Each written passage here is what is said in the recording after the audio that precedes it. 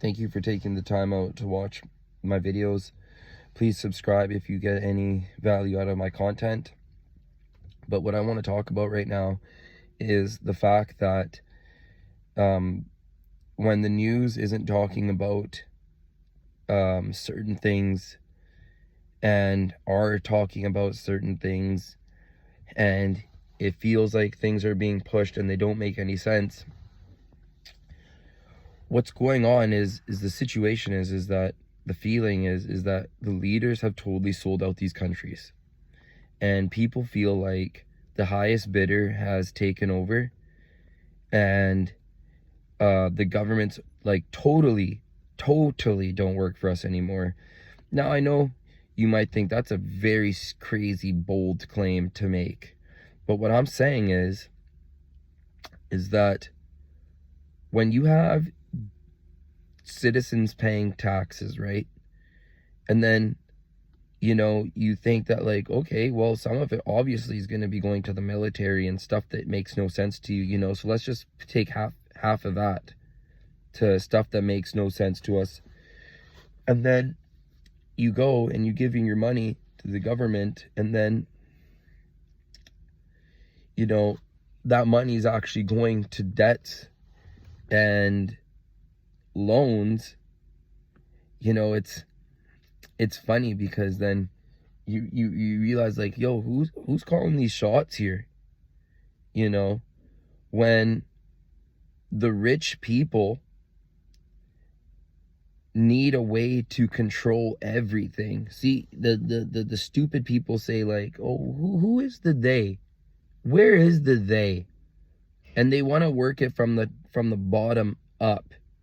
But what I'm saying is, imagine you're the richest person in the world, and imagine all your homies are rich, and imagine, the same way when you walk down the street and you see homeless people, and I mean, like, if they're shipped off on a bus, it is what it is. You're not freaking out about it, but it's a little weird. But what I'm saying is imagine you're super rich and you want to control everything, but you don't want the paper trail. So you're rich, you and your buddies get in a group, you make a slush fund, a fund where all the cash is, and then you guys go and you guys buy every single company. And from that angle, you're able to apply pressure and essentially leading the economy and the system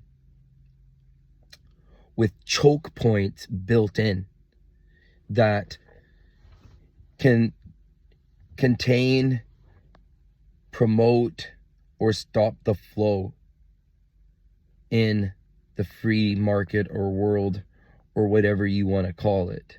So, people, they don't understand that there are people that are so rich that they can't even spend it all, even if they wanted to.